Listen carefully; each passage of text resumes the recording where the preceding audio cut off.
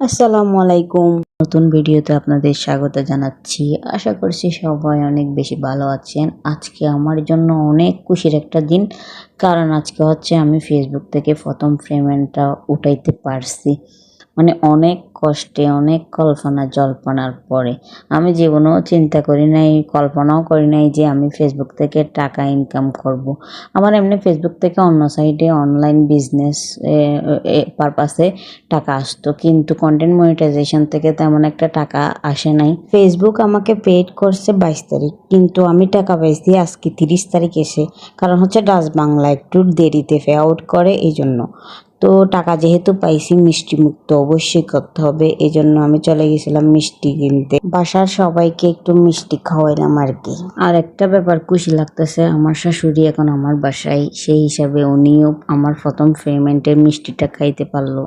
আজকের ভিডিও এই পর্যন্ত। আল্লাহ হাফেজ।